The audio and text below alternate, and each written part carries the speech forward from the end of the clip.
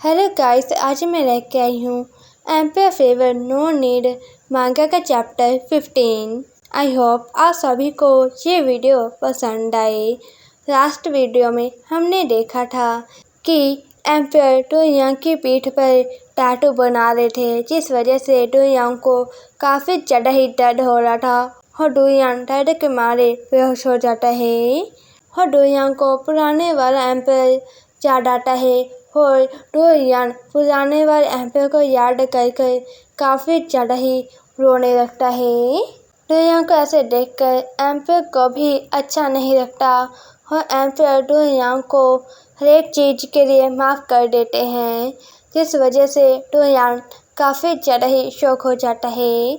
चलिए आज का चैप्टर शुरू करते हैं। चैप्टर 15 की स्टार्टिंग में डू यांग खड़े होने की कोशिश करता है, पर डू यांग गिर जाता है। यह देखकर एम्पायर शौक हो जाता है और एम्पायर डू यांग को पकड़कर कहते हैं, आखिर बात क्या है?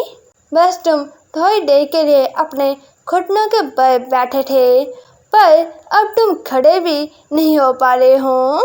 और एम्पायर डू यांग का सिर अपनी गोद में ले आता है। यह देखकर डू यांग काफ़ी ज़्यादा ही शौक हो जाता है और कहता है, योर मैजेस्टी। एम्पायर कहते हैं, तुम अपनी बॉडी को अच्छे से जानते भी नहीं हो। तुम्हारी बॉडी पहले से ही ऐसी है, आखिर तुम कैसे बॉर्डर पर जाओगे? दवाई डू, क्या तुम सच में अपने आप को अच्छे से नहीं जानते? यह सुनकर डू यांग को काफ़ी ज़्यादा ही बुरा लगता है और डू यांग अपने मन में कहता है, ये अभी भी चाहता है कि मैं बातचीत को छोड़ दूँ।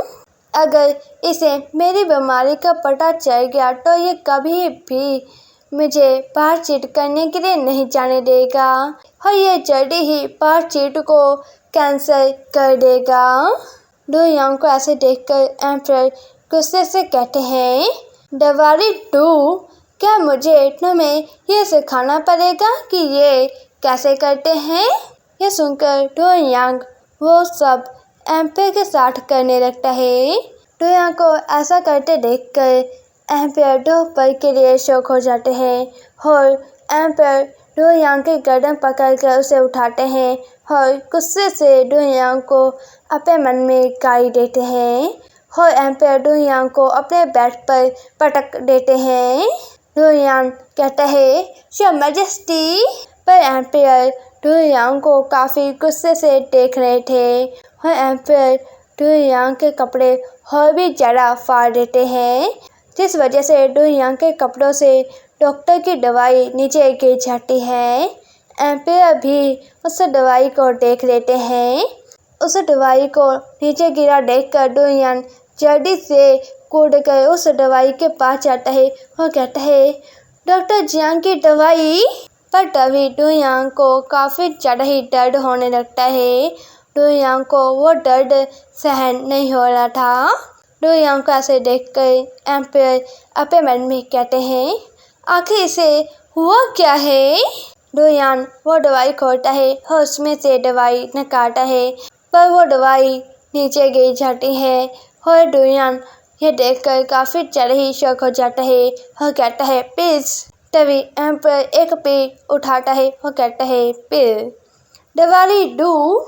और एम्पायर डू यांग को उठाते हैं और एम्पायर डू यांग को वो दवाई खिलाते हैं, पर डू यांग को काफ़ी ज़्यादा ही दर्द हो रहा था।